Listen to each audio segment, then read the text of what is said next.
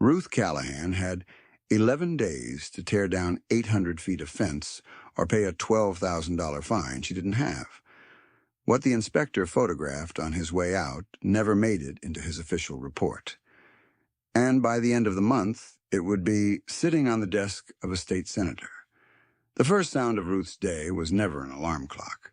It was the low, rhythmic clonk of Abernathy's feed bucket knocking against the fence post, because the old mule had learned, at some point in his blind and crooked life, that if he made enough noise before 6 a.m., breakfast came faster.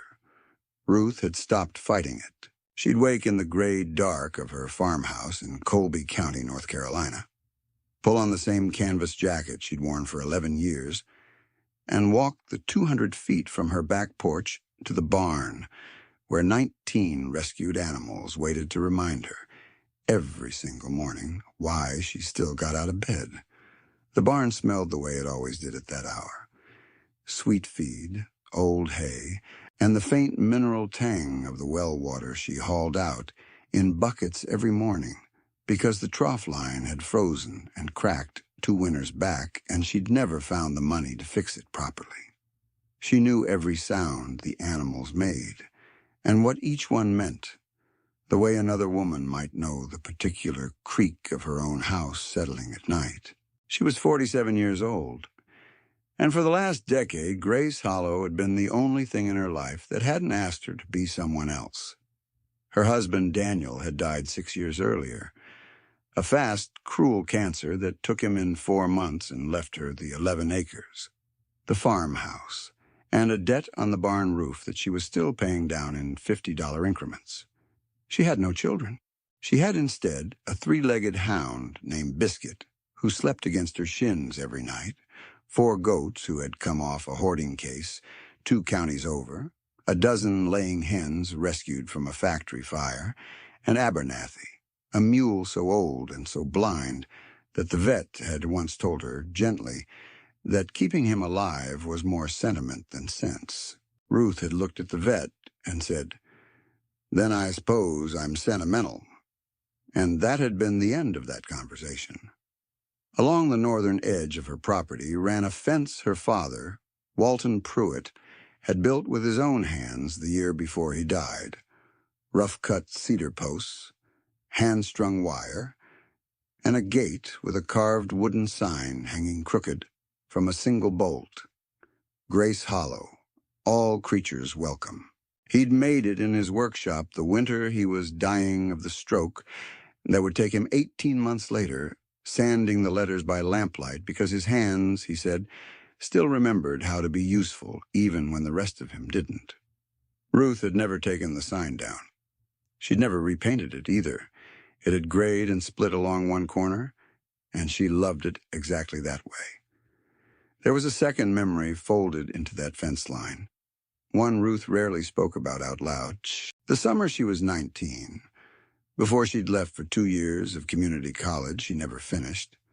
Her father had walked her along that same stretch of cedar posts and told her that a fence wasn't really about keeping things out. It was about deciding, on purpose, what you were responsible for. She hadn't understood him then. She'd understood him completely the winter she brought home her first rescue, a half-starved dog someone had chained behind a gas station, and realized she had nowhere secure to keep him, except behind her father's wire. Everything since, the goats, the hens, Abernathy, Biscuit, the 18 other animals whose names she could recite faster than she could recite her own medical history, had followed from that single dog, and from a fence her father built, before he had any idea what it would come to hold. That particular Tuesday morning, she fed the goats, checked Abernathy's swollen fetlock, and walked back to the house only to find a white county vehicle already idling in her driveway. A young man in a windbreaker was standing by the fence with a clipboard, and something in the set of his shoulders told her that whatever was coming, it wasn't good news wearing a friendly face. The tape measure landed the first blow. The man introduced himself as Dennis Osborne, a code compliance officer with the Colby County Planning Department, and told her that an anonymous complaint had been filed regarding an unpermitted structure, her fence exceeding height and setback requirements for agricultural boundary lines. He measured the posts, 6 feet, 4 inches, against a county maximum of 4 feet for boundary fencing not zoned for livestock containment. He photographed the gate. He photographed the sign. And then, almost as an afterthought, he asked what was actually back there, behind the tree line, because from where he stood, it didn't look like ordinary pasture. Ruth told him the truth, because she had never seen a reason to do otherwise. It was a sanctuary. Animals nobody else wanted. Animals that would have been auctioned for slaughter, put down, or left to die in a ditch if she hadn't taken them. The fence wasn't decorative. It kept coyotes out and kept a blind mule from wandering into the county road. Dennis wrote none of that down. He simply nodded, thanked her, and told her she had 11 days to bring the fence into compliance or remove it entirely, or the county would assess a civil penalty of $200 per day of noncompliance, retroactive to the date of the citation. $12,000 if it ran the full 60-day cycle before a hearing. He got back into his truck. But before he did, he turned around once, looked past her shoulder toward the barn, and said nothing at all, which Ruth would later understand said quite a lot. She stood at the gate long after his taillights disappeared down the gravel road, one hand resting on the wood her father had carved, and for the first time in 6 years, she felt the old fear again. The fear of losing something because the people with the power to take it had never bothered to understand what it was. That evening she did the chores in a kind of fog, measuring feed by habit rather than attention, and twice caught herself standing still in the middle of the barn aisle with a full bucket in her hand, unable to remember which stall she'd meant to carry it to. Abernathy nosed at her sleeve until she came back to herself. She had learned in the years since Daniel died that grief and fear moved through her the same way, as a kind of static that drowned out everything except the animals, who never let her disappear into her own head for long. That night, she sat at the kitchen table, with the citation under the lamp, reading the same paragraph about setback requirements 4 times without absorbing a single word of it, and understood that whatever came next, she would be fighting it largely alone. The citation sat on her kitchen table for 2 days before she could make herself read it twice. $200 a day, $1,400 a week. She did the math on the back of a feed store receipt and felt something cold settle behind her ribs. She had 11 days to either dismantle a fence her father built with his failing hands, or find $12,000 she absolutely did not have, or somehow convince a county board that had never once visited her property that 19 animals depended on 800 feet of cedar and wire. She thought, more than once that week, about simply paying whatever she could scrape together and letting the rest go to collections, the way she'd let so many smaller debts slide in the years since Daniel died. But every time she walked out to the barn, and Abernathy pressed his big gray head against her shoulder, or one of the goats bleated at her from across the yard the way they always did at feeding time, she understood that this particular debt wasn't really about money at all. It was about whether 10 years of her life, the version of herself she'd built entirely out, of taking in what nobody else wanted, counted for anything in the eyes of people who had never once set foot on her land. She called the county planning office first. A woman named Carla put her on hold for 11 minutes, then explained in the flattened tone of someone reading from a screen that the fence ordinance had been updated 14 months earlier and applied uniformly to all unincorporated parcels, regardless of prior use, There was an appeals process. There was a form. There was a $60 filing fee. Ruth filled it out that same night at her kitchen table, Biscuit's head heavy on her foot, and mailed it the next morning with a certainty she didn't entirely feel. She told no one else, not at first. Pride had something to do with it, and so did the quieter fear that saying it out loud would make it more real than it already was. But farms in Colby County didn't keep secrets long, and by the following Sunday, Wendell Doyle, who owned the 60 acres bordering hers to the east, and who had wanted to buy her land outright twice in the last 4 years, stopped by uninvited to tell her, with a thin smile, that he'd heard about her little fence problem, and that if she ever wanted to sell instead of fight, his offer still stood. Ruth thanked him for his concern and closed the door before she said something she'd regret. It was only after his truck pulled away that she let herself wonder how, exactly, an anonymous complaint about a rural fence had reached the county planning department before she'd even had a chance to fix a loose hinge. The obstacles didn't stop with Doyle.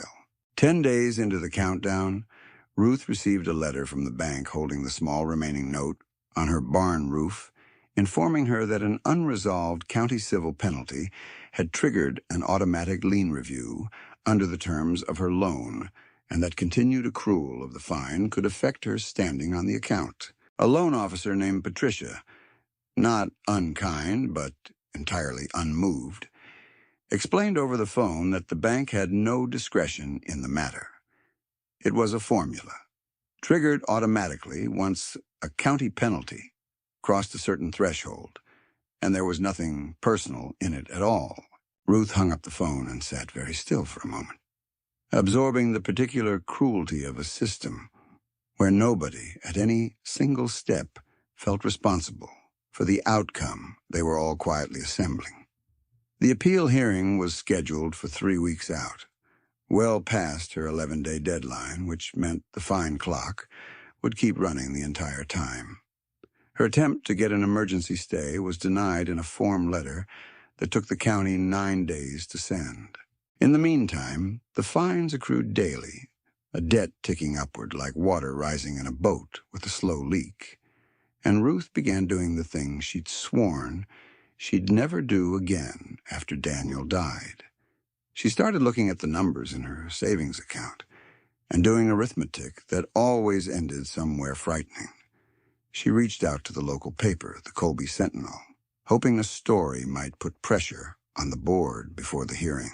The editor, a tired man named Ferris, who'd run the paper for 22 years, told her kindly but firmly that fence dispute wasn't news unless somebody important was involved, and that he simply didn't have the staff to chase a story that might go nowhere. Ruth hung up the phone and sat in her kitchen for a long time, listening to the hens settling in for the night outside her window, and understood that if help was coming, it wasn't coming from anyone whose job it was to help. She had no way of knowing it yet, but Dennis Osborne would turn out to matter more to what came next than anyone else in the county. All she knew in the moment was that something about him hadn't sat right the day he measured her fence. The way he'd turned back once before getting in his truck, looked past her shoulder toward the barn, and said nothing at all, like a man deciding whether to speak and choosing silence instead. She found herself thinking about that look more than once over the following 2 weeks, with no way of guessing what was behind it. Ruth spent the second week of the countdown the way she spent most weeks, mucking stalls, treating Abernathy's fetlock twice a day, bottle feeding a pair of orphaned kids someone had left at her gate in a milk crate without so much as a note. Except now every task came with a shadow of arithmetic behind it. She'd started sleeping less. She caught herself standing at the gate some evenings, one hand on her father's sign, doing the things she used to do right after Daniel died, talking to people who weren't there anymore, asking her father what on earth she was supposed to do with a fence he'd built to keep creatures safe, now being used as the reason to take that safety away. It was Wendell Doyle who forced the second front of the crisis open, though not in the way Ruth expected. At the county commissioner's regular session, a public meeting Ruth attended mostly to understand the appeals timeline, Doyle stood up during public comment and told the board that Ruth's unauthorized rescue operation was a nuisance to the neighborhood, citing smell, noise, and what he called an unregulated concentration of livestock in a residential adjacent zone. He wasn't finished before Commissioner Bo Latham, the board chair, leaned into his microphone and said the county needed to get ahead of this kind of unregulated land use before it becomes a pattern. A phrase that landed strangely specific for a man supposedly talking about one small fence. Ruth would learn only weeks later that Latham's brother-in-law held an option to purchase 40 adjoining acres, contingent on rezoning approval that a working, precedent-setting animal sanctuary next door would complicate considerably.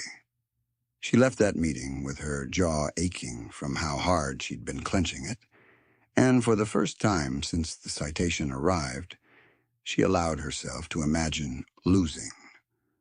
Not just the fence, but everything behind it.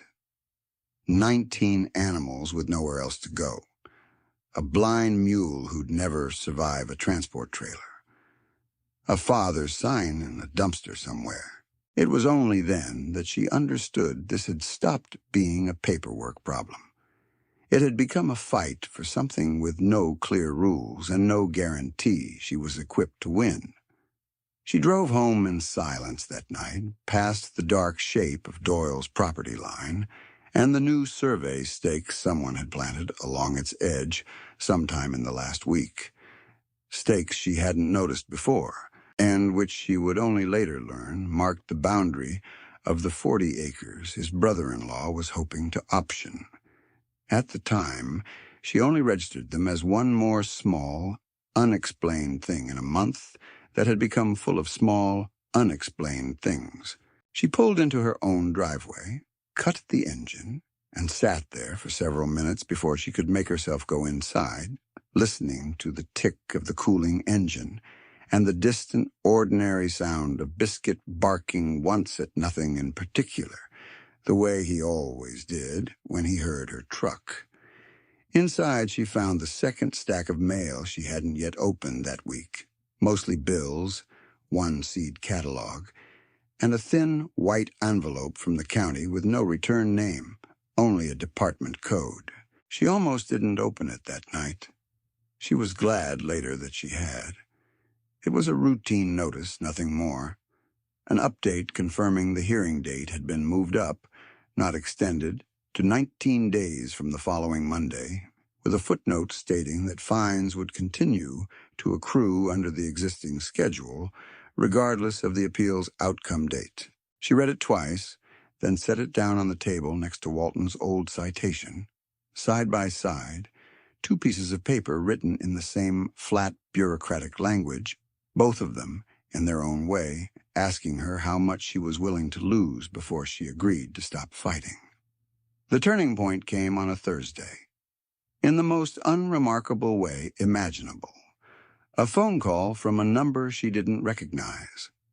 The woman on the other end introduced herself as Elena Rios, an attorney with a small practice 2 towns over, and explained a little apologetically that a mutual acquaintance had passed her an old zoning document and asked her to take a quick look, more out of curiosity than anything else. That acquaintance, Elena said, was Dennis Osborne, the code officer who had measured Ruth's fence 3 weeks earlier. Ruth sat down slowly at her kitchen table, phone pressed hard to her ear, trying to work out why a county inspector would have handed anything of hers to a lawyer without so much as mentioning it to her first. Elena read the plat map excerpt aloud, sat with it for a moment, and then explained why she'd decided the call was worth making that same afternoon rather than waiting. What Elena told her on the phone was not the full picture. Nothing about this had a full picture yet, only pieces. She mentioned almost in passing that she'd grown up in Colby County herself, left for law school, and come back 3 years earlier to open a small practice that took on pro bono animal welfare cases nobody else wanted, which was, Ruth supposed, the only reason a stranger would spend her Thursday afternoon reading an old plat map for a woman she'd never met. Elena explained that the 1987 notation might mean Ruth's parcel had, at some point, been informally recognized for agricultural conservation use, which could complicate the county's blanket fence ordinance if Ruth could establish that Grace Hollow functioned as a working agricultural rescue operation rather than a residential nuisance. It wasn't a guarantee. It wasn't even close to a solution. But it was, Elena said carefully, a door that might not be entirely closed. And Ruth hadn't heard a sentence that hopeful in 3 weeks. Ruth spent that first night after Elena's call rereading the plat map excerpt Dennis had forwarded, though she understood barely a third of the legal notation on it. What she understood instead was the date, 1987, the year her father had turned 50, the year Ruth herself had been away at community college, half a world removed from whatever quiet decision he'd made about his own land. She tried to remember if he'd ever mentioned it. She couldn't. There were entire seasons of her father's life she'd missed simply by being young and elsewhere, and it unsettled her in a way she hadn't expected, to find a piece of him she'd never known existed, folded into a document nobody had looked at in almost 4 decades. There was, however, a catch, and it arrived less than a week later, when Elena called back with the fuller shape of what they were dealing with. To use the conservation notation as a defense, Ruth would need to formally establish Grace Hollow as a recognized nonprofit agricultural rescue, not just an informal name on a hand-carved sign, but a legal entity with bylaws, a board, and documented operating history. And she would need to do it before the appeals hearing, which the county had now moved up, not extended, to 19 days away. 19 days to become on paper the thing she had already been in practice for a decade. 19 days. While the fine clock kept adding $200 to a debt she still had no way to pay. Ruth sat with the phone in her hand for a long moment after Elena hung up, looking out the kitchen window at the goats grazing near the fence line, and felt something she hadn't expected. Not despair, but a strange, stubborn flicker of resolve. If the county wanted proof that Grace Hollow was real, she would give them 10 years of proof. Packed into 19 days, if that's what it took. The first attempt nearly broke her. She and Elena worked through what felt like an endless stack of nonprofit paperwork, articles of incorporation, a conflict of interest policy, a board of directors she had to recruit from scratch in under a week, since she'd always run the rescue alone. She convinced her veterinarian, Dr. Laura Nandakumar, to join as a board member, along with a retired agricultural extension agent named Cole Farris, who'd known her father. She spent 4 straight nights transcribing a decade of handwritten intake logs. Every animal she'd ever taken in, every rescue date, every vet bill, into something resembling formal records, her eyes burning under the kitchen light long after the animals had settled for the night.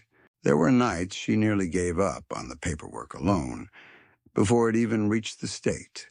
A bylaws template she didn't understand, a line on the conflict of interest form that made no sense for an organization with a single founder, a mailing address requirement that assumed a nonprofit had an office instead of a barn.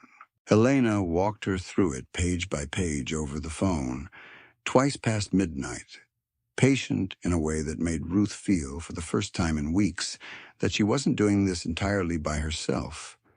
There were moments during those calls when Ruth simply put the phone on speaker and kept working, refilling water troughs, checking Abernathy's bandage, sorting feed, while Elena's voice carried on beside her, and it struck her somewhere in the middle of one particularly long night, that she couldn't remember the last time another person's voice had filled her kitchen after dark. When she finally submitted the nonprofit filing to the state, 9 days before the hearing, the state's processing office told her, apologetically, that standard turnaround was 4 to 6 weeks. 19 days would not be nearly enough.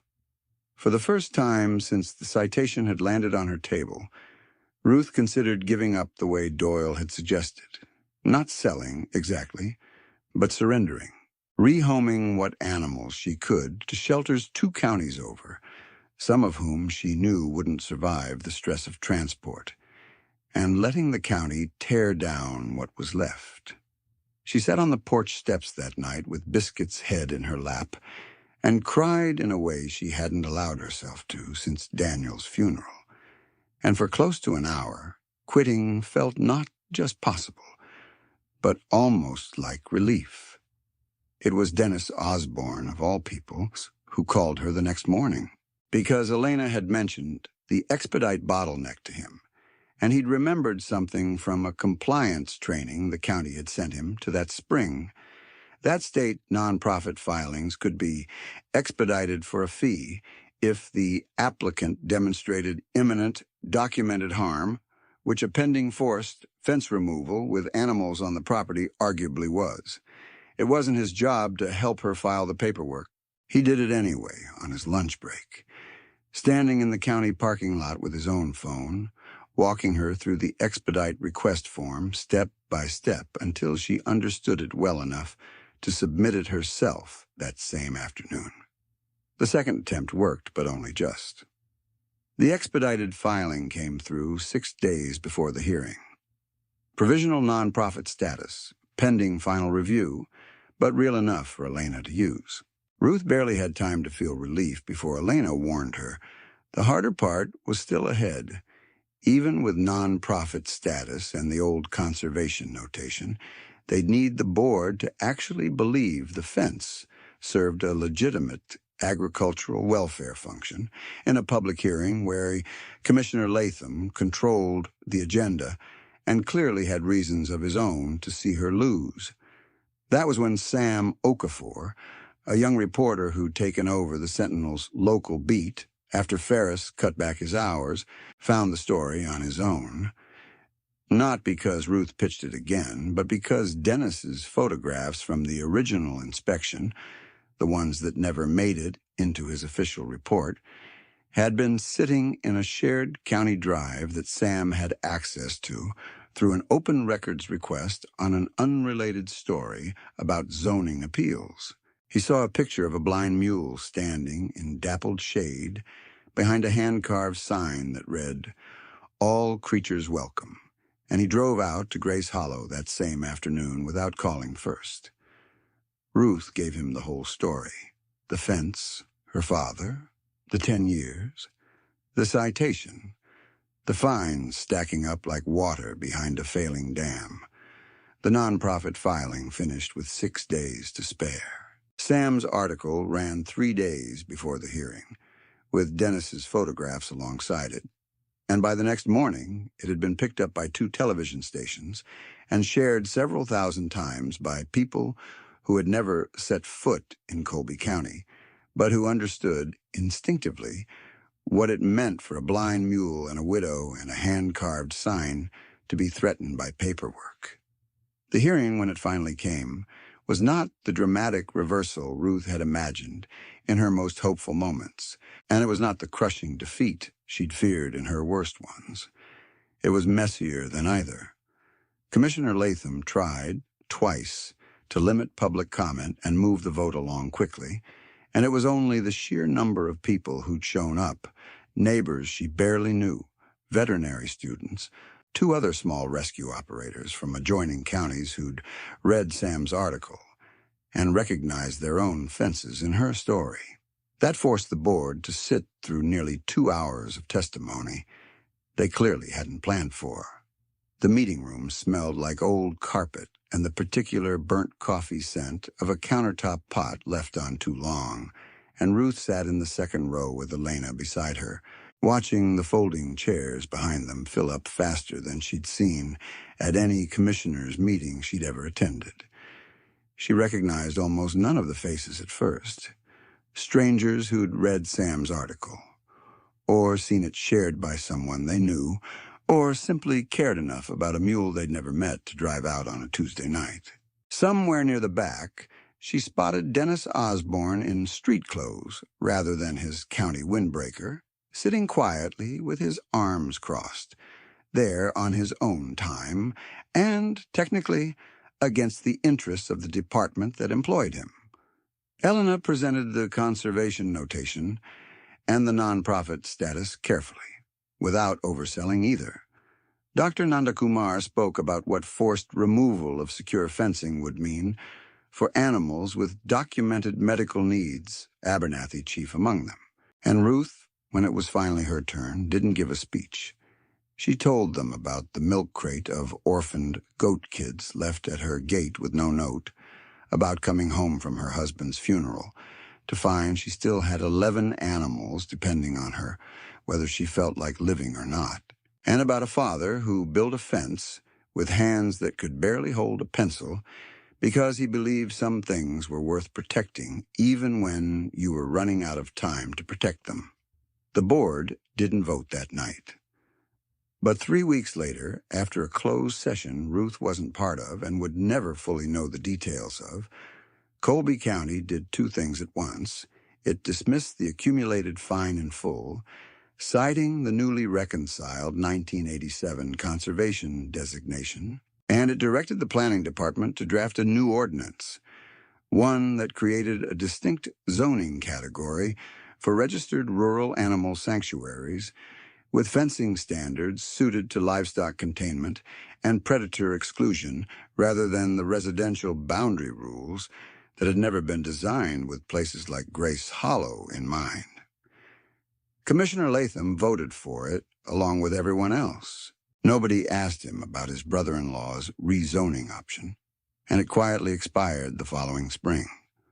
Ruth heard the news from Elena over the phone, standing at the kitchen window with Biscuit leaning against her leg, the way he always did when her voice changed pitch, and she had to sit down at the table for a minute before she could speak.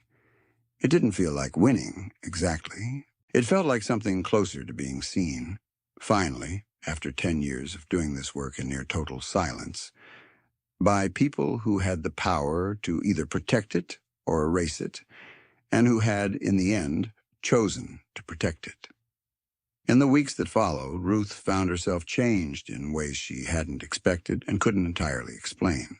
She'd spent 10 years believing that Grace Hollow's safety depended on staying small and unnoticed, on asking nothing of anyone, on absorbing every cost and every crisis alone, the way she'd absorbed Daniel's death and her father's slow decline before it. The nonprofit board she'd assembled in a panic, out of pure necessity, didn't dissolve once the hearing was over. Dr. Nandakumar kept coming by, not just for emergencies, but for the coffee afterward. Cole Ferris started helping her apply for a small state agricultural grant, meant for exactly the kind of registered sanctuary Grace Hollow had just become. And Dennis Osborne, of all people, asked if he could stop by on his day off sometimes just to help mend fence line. The first Saturday he came by, Ruth finally asked him outright why he'd done any of it. The blank space in his report, the buried plat map, the phone call to Elena, none of which had ever been part of his job. He turned a fence staple over in his fingers for a moment before he answered. He told her he'd grown up on a hog farm 40 minutes south, and that he'd learned young the difference between the sound of a farmer lying to save their own skin and the sound of one just telling the truth to whoever happened to be holding a clipboard. He said he hadn't been able to write up a report that pretended not to have seen what he'd seen past her tree line that first morning. A blind mule standing calm in dappled shade, feed troughs built out of salvaged lumber, a life built almost entirely out of things everyone else had thrown away. So he'd left the second half of his report blank, gone looking through old zoning records on his own time, and found a line about her father's land that nobody at the county had bothered to read in almost 40 years. Ruth didn't say anything for a moment. Then she handed him the fencing pliers and told him that if he was going to keep showing up on his day off, he might as well learn to do it properly. The same 6-foot livestock fencing he'd once been sent to measure for a citation, now approved under a category that hadn't existed 19 days earlier, and wouldn't have existed at all if he'd filled that blank space with something easier. The following Saturday, Ruth walked out to the gate at dusk, the way she had almost every evening for the last 6 years, and rested her hand on her father's sign the way she always did. The wood was still gray, still split along one corner, still exactly as he'd left it. But now there was a small brass plaque beside it, one the county clerk's office had mailed her without asking, engraved simply, Grace Hollow, Recognized Rural Sanctuary, East, 1987. The date was wrong, in the way that made it more right than anything else could have been, because whatever her father had meant, all those years ago when he filed that quiet conservation notation, nobody remembered. He had been protecting this land and everything it would one day hold, long before Ruth ever understood she'd need him to. Abernathy knocked his bucket against the post behind her, impatient as ever, and Ruth laughed for what felt like the first time in a month. She latched the gate, checked that the new county-approved 6-foot livestock fencing was secure along the whole northern line, and walked back toward the barn in the fading light. She thought, as she filled the last feed bucket of the evening, that her father would have found the whole ordeal almost funny. A county spending weeks and lawyers and a public hearing to argue about a fence he'd built in a single winter, mostly to keep a promise to himself that he'd stay useful for as long as his hands would let him. She didn't know, and would probably never know, exactly what he'd meant by that quiet 1987 filing. Whether he'd been thinking of some future she couldn't have imagined for him, or simply doing what farmers in Colby County had always done, putting something on paper so the land would remember what he intended, long after he couldn't say it out loud himself. Either way, it had reached her exactly when she needed it, the way so much of what he'd left her seemed to, a decade after he was gone. 19 animals waited on the other side of a fence that was, finally and completely, allowed to exist exactly as her father had built it. And Ruth walked toward them the way she had almost every evening for 10 years, except that tonight, for the first time since the citation had arrived, the walk back to the barn felt like exactly what it was supposed to be. Not a retreat from a world that didn't understand her, but a return to the one part of her life nobody could take away.